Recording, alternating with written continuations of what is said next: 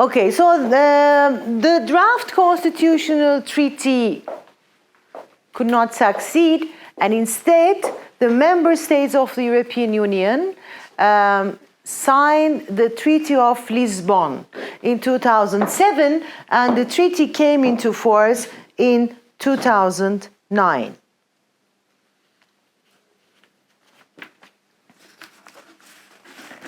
The Treaty of Lisbon provided for the major changes in the founding treaties.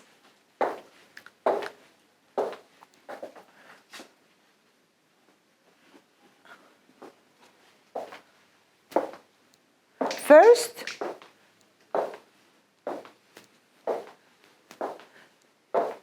it provided clear provisions on the configuration of council.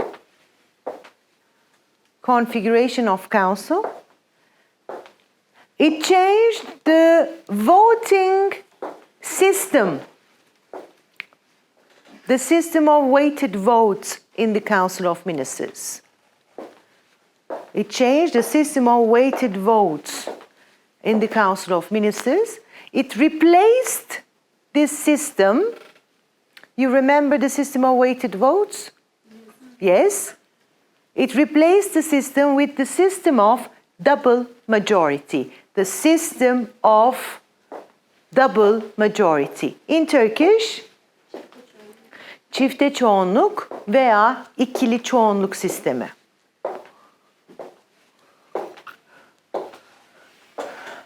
It changed the composition of the European Commission. It changed the number of seats in the European Parliament.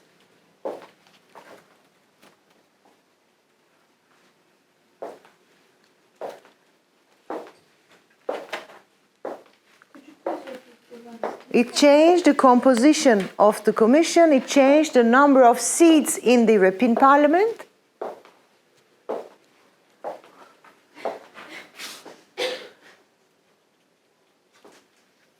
It changed the name of the EC Treaty. It changed the name of the EC Treaty to the Treaty on the Functioning of the EU.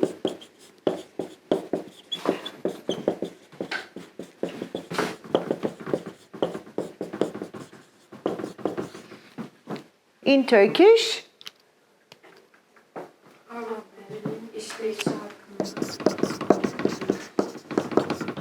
Avrupa Birliği'nin işleyişi hakkında antlaşma veya Avrupa Birliği'nin işleyişine dair antlaşma. Therefore, it replaced the EC Treaty with the Treaty on the Functioning of the European Union. It replaced the term European Community with the European Union. Therefore, in all the founding treaties, the term European Community was replaced with European Union. And it provided for legal personality for the EU, the legal personality for the European Union. Legal personality in Turkish? Tüzel kişilik. For the European Union. It also provided a new post.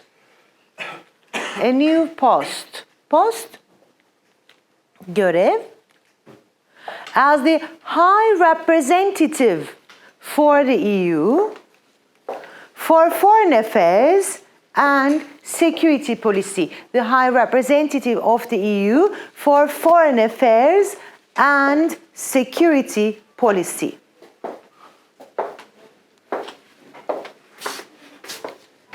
This post, as you could understand, was provided as the foreign minister in the constitutional treaty, and therefore the foreign minister was replaced, the term foreign minister was replaced with the high representative in the Treaty of Lisbon. the treaty also provided for the division of competences. It provided for clear rules for the division of competences between the European Union and the member states. All in all, we can say that the Lisbon Treaty, the Reform Treaty, mainly provided for the changes that was included by the draft constitutional treaty. Therefore, major changes are not made by the Treaty of Lisbon. The Treaty of Lisbon copied the changes already provided in the constitutional treaty. Some books write that the Treaty of Lisbon only had a make-up. It had a make-up only on certain provisions, such as the foreign minister. It is not good, so we have a high representative at the moment. For example, for the word constitution, it's no good because it was rejected in the referendum. We have a treaty as we are used to in the European Union. Okay? Please read the origins of the European Union from the chapters you have. Any questions? Yes. Why was the Lisbon Treaty was ratified and signed, but not the draft constitution? Oh, everybody was so scared that the Treaty of Lisbon would not be ratified in some member states. This has been a problem as well. Just because of symbolic reasons, I could say that really the word constitution, really the foreign ministry were not liked by the public. The public was given more information in the procedure of ratification of the Treaty of Lisbon, so there was no problem. Everybody was scared that there would be a problem of ratification again by the Treaty of Lisbon. All right?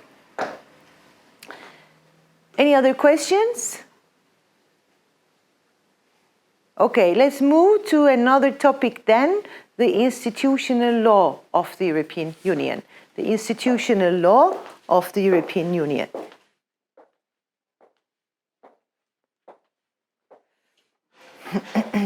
In Turkish,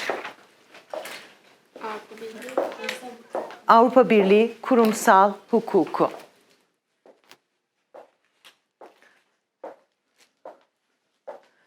Around week 6, we will be dealing with the institutional law of the European Union.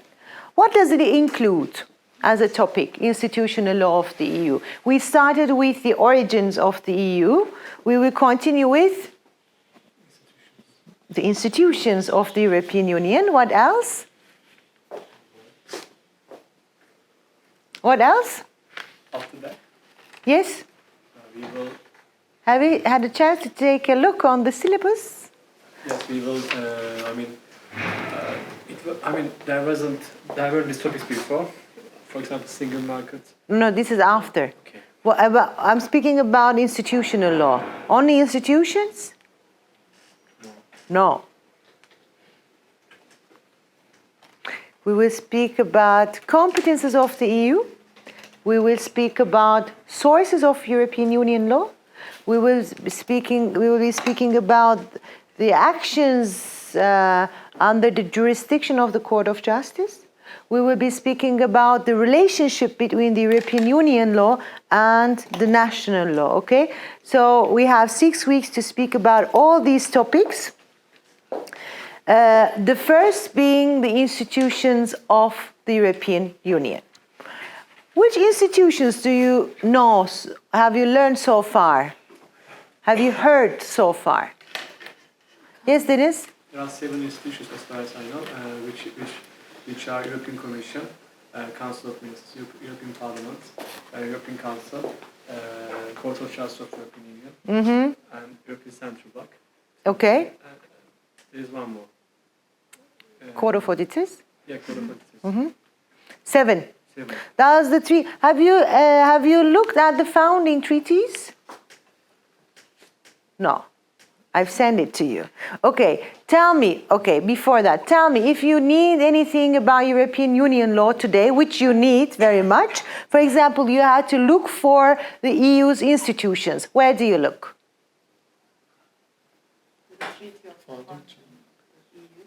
We have a treaty on the functioning of the EU and? Exactly. We also have the treaty on the Euratom, the Atomic Energy Community Treaty, but we don't look it because it's mainly about atomic energy. What we look, if you need anything about this course, you have first 2 founding treaties to look. The EU Treaty, which comes since the Treaty of Maastricht. This is a treaty which mainly provides for general rules on the European Union. Say, it lists the institutions of the EU, for example. It provides for the values of the EU. It provides for the main areas of competence of the EU. But if you also want to find the details on the institutions of the EU, for example, you have to look to the second treaty, which is the Treaty on the Functioning of the EU. And this treaty comes since... Lisbon Treaty. No. EEC treaty. Even before that, this used to be the EEC. Bravo. The EEC treaty became the EC treaty. Then it became the Treaty on the Functioning of the European Union. Therefore, only the name has changed, but the provisions stayed. Therefore, the EU, since the beginning of the European integration, we have the EEC treaties. Today, therefore, you have 2 important treaties that you can look. Please look, all right? In the treaties, as Deniz has mentioned, there are 7 institutions of the EU, but I will be speaking about even more institutions to you. There is a division I make between the EU institutions only for educational purposes, okay? If you look at the founding treaties, you will only read these main structural institutions as the EU institutions. These institutions, which are called functional institutions, are not provided as institutions of the EU. In the founding treaties, these are, you find different provisions about these institutions in different parts of the treaties. They are advisory organs, okay? But to give you a right impression about the European Union, we will be speaking about these 2 different groups of institutions, okay? The main structural institutions are 7. These are the institutions of the European Union. The Council of the EU first, the European Commission, the European Parliament, the European Council,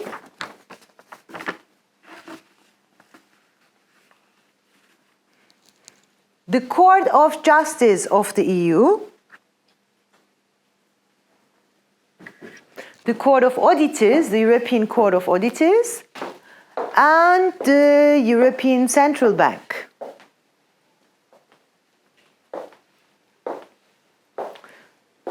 The functional institutions would include the committee, the Economic and Social Committee, the Economic and Social Committee, the Committee of the Regions, the European Investment Bank,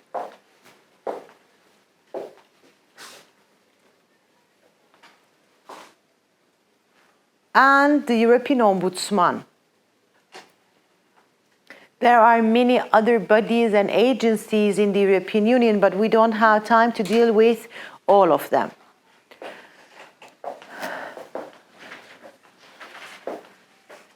Before going through these institutions, and make sure that you know the difference of this course from last year's, In the past 10 years, I've only concentrated on the institutional law of the European Union, okay? The whole 14 weeks, we spoke about institutional law of the EU. But from this year on, since this is a part of the Jean Monnet module, we will be dealing with substantive law as well. Therefore, I will be explaining shorter in class the institutional law of the European Union to be on time with the schedule, but you should read the chapters about the institutional law in more detail. Before we go through these institutions one by one, we will be speaking about certain characteristics of the institutional structure, the structure itself. We will be speaking about certain principles underlying in the institutional structure of the European Union.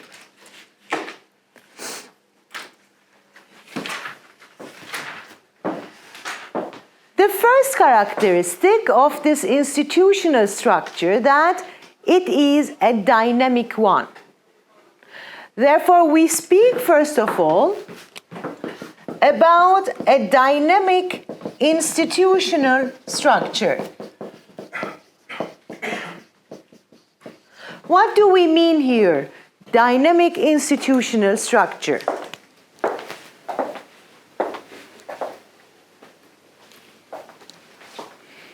Maybe it changes regularly. Well, it means, yes, it changes. Why does it change? Deniz? European Union's principal politicals, one of them is widening and one of them is deepening, and they always have to make changes for adjusting new widenings, enlargements. Exactly. There is a reality in the EU which is called as enlargement. When the EU enlarges, or better, before the EU enlarges, it has to make certain institutional changes as well to adjust itself. When there are changes with the policy areas, there you need to make certain changes on the institutional structure as well. Can you give me certain examples that showing me that there is a dynamic structure in the EU, a dynamic institutional structure? Yes, I know you can give many examples. Yes, Nir? From the beginning of the EU, for example, the power of the European Parliament is increasing. Exactly. More or less every amending treaty has increased the powers of the European Parliament. This is one important example showing that there is a dynamic institutional structure. What else? Yes, Atakan? As the parliament increased in power, the council is decreased in the power. No, not necessarily. Yes, we could say that the council lost its monopoly as the only legislative organ.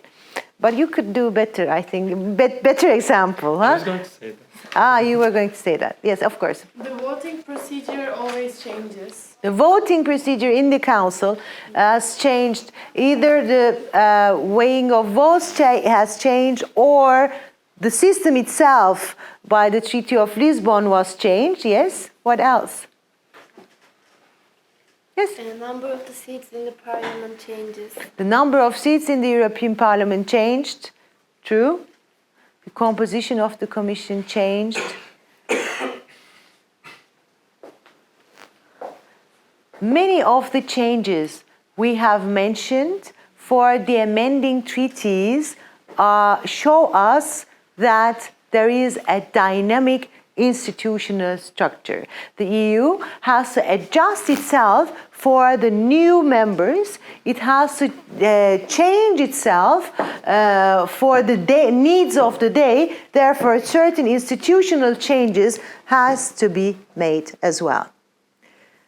A second principle of institutional law of the European Union is the principle of limited powers, or the principle of conferral. Conferral? Okay.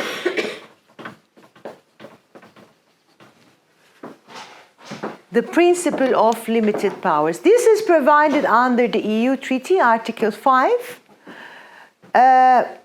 stating that each institution shall act within the limits of the powers conferred on it by the treaties and in conformity with the procedures, conditions, and objectives set out in them. And in conformity with the conditions, the procedures, and objectives set out in them.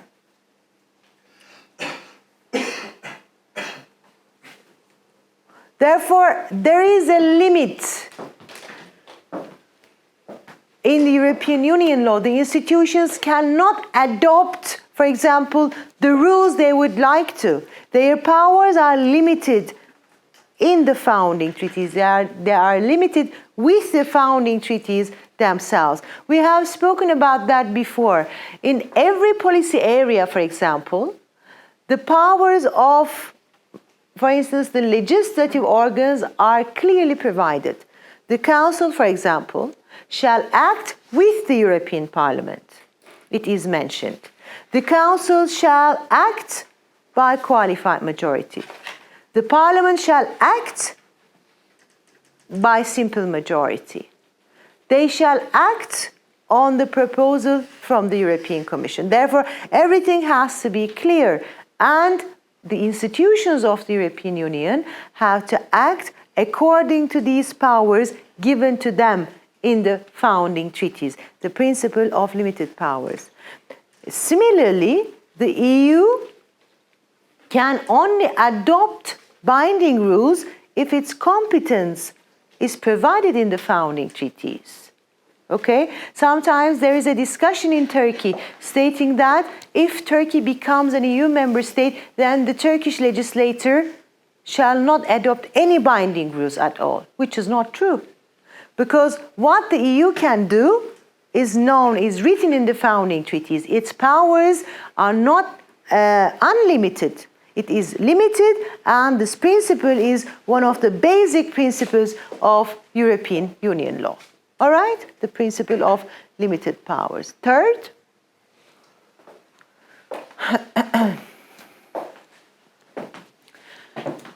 the powers of EU institutions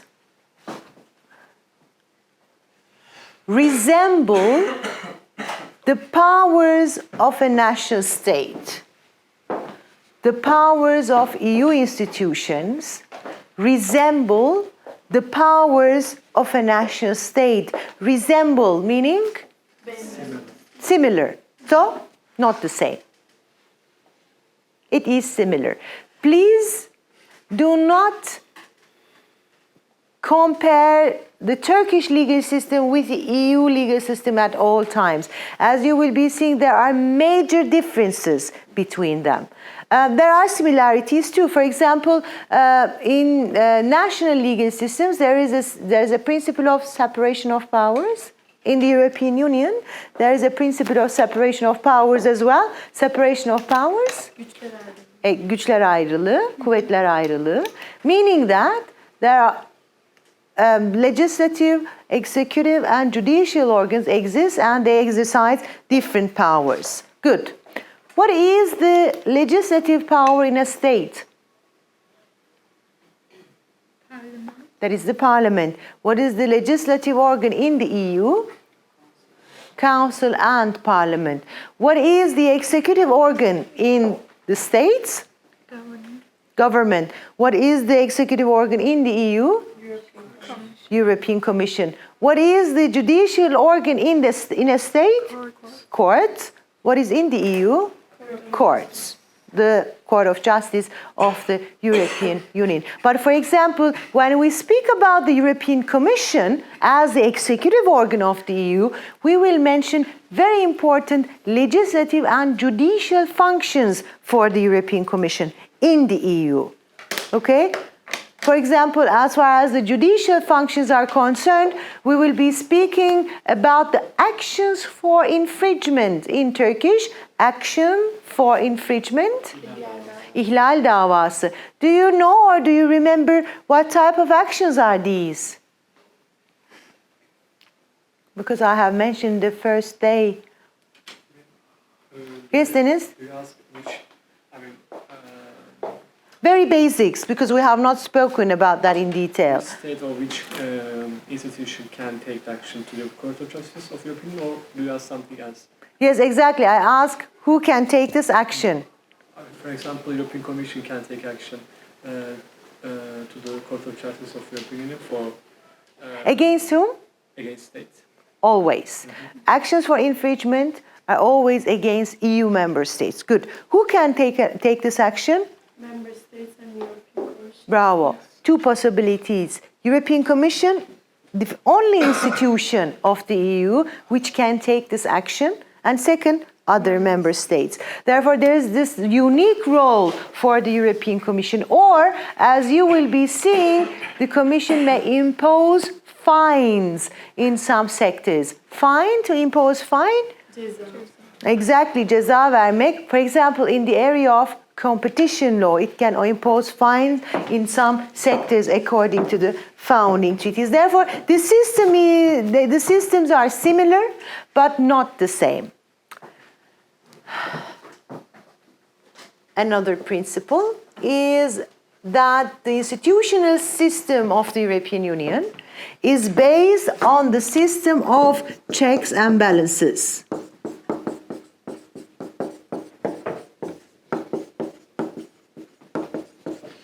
There is the system of checks and balances. What do we mean with that? Yes, Deniz? Actually, it is similar to separation of powers, but it means that not only one organ or one institution can do whatever it wants by itself.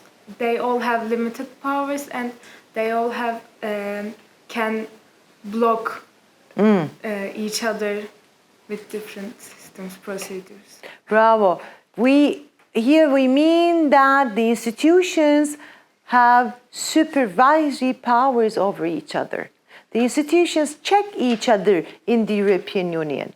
And as an example, as a very important example, we give the supervisory powers of the European Parliament. Supervisory powers of the European Parliament. In Turkish, supervisory powers.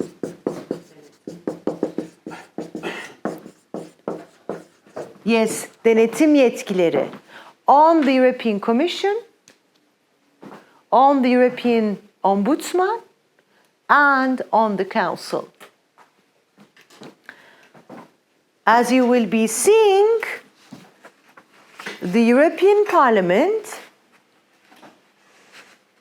can control the executive organ of the EU, it is the European Commission, by using different tools. For example, it elects the Commission President.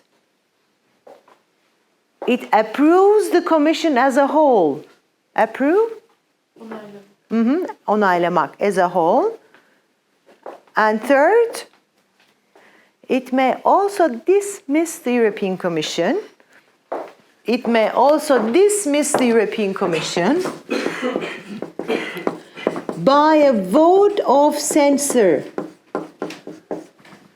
By a vote of censure by 2/3 of its members. Vote of censure. Vote of censure. Güven oyuyla güven oyu. By 2/3 of its members, it may dismiss the European Commission. It may also ask oral and written questions to the Commission and to the Council. And it may appoint the European Ombudsman. Yes, Umut. Soru benzeri bir şey mi? Soru. Gel soru.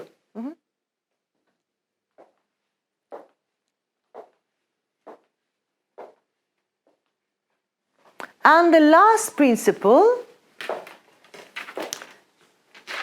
is that, as we have mentioned before, there is a division between main structural and functional institutions of the European Union. The main structural institutions are primarily assigned with the task of creating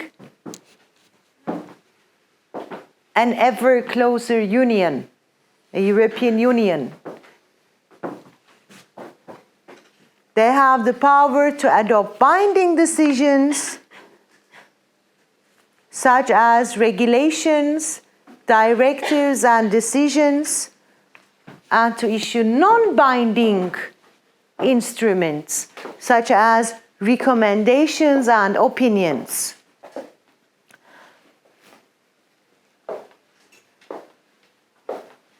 On the contrary, the functional institutions are mainly advisory organs which are established or which were established with limited purposes. So we start with the European Parliament then. In Turkish, just to be sure, to make sure, it is in Turkish, Avrupa Parlamentosu. Good. What do you know so far about the European Parliament? It's one of the legislative organs. It is one of the legislative organs. Supranational. It is a supranational institution. Individuals are represented. Individuals are represented. Its decisions are not nation-based. What do you mean? I mean, they represent the European Union, not their... What do they represent? Individuals. The individuals, not the, not the states or the European Union, okay? But European individuals, right? Of course. What else? Have you seen the plenary session of the European Parliament on TV? You have not seen at all?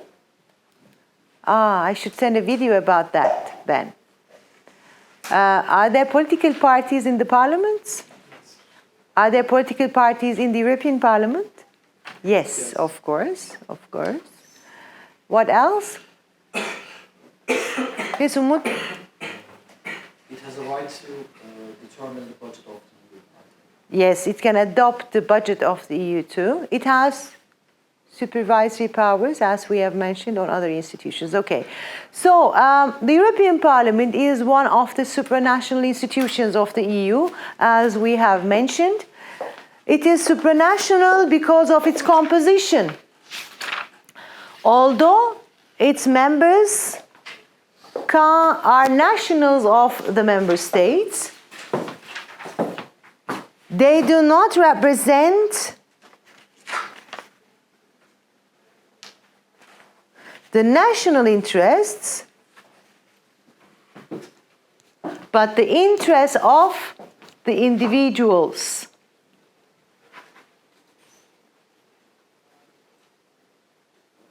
Today there exist 751 members in the European Parliament, including the President.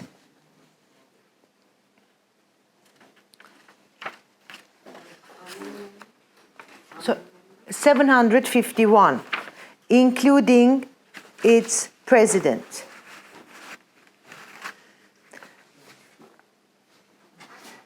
(751). The members of the European Parliament are elected according to direct universal suffrage. The members of the European Parliament are elected in the member states according to direct universal suffrage. In Turkish, every 5 years, in every 5 years. Doğrudan genel seçimler. As we've mentioned, there are political parties, and the members of the European Parliament are included in these political parties. They sit in the Parliament in these parties according to their political affiliations, political opinions. Today, the group that has got the highest number of members is the group of the European People's Party with 221 members. This is the Christian Democrats.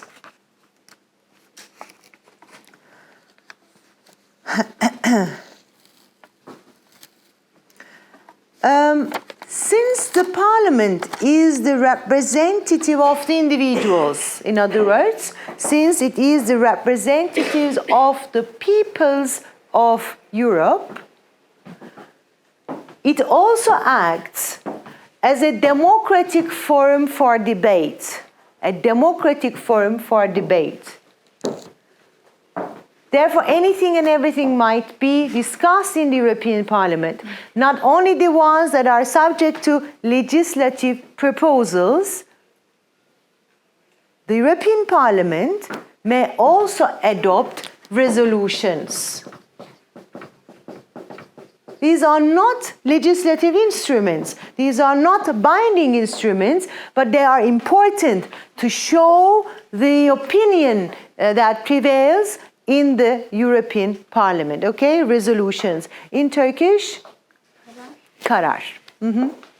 But not the decisions that are binding. These are resolutions in English, certain decisions adopted by the European Parliament. Okay, we will continue on Friday with the European Parliament. I have the will to finish the institutions on Friday. Therefore, please read and then come to class. All right?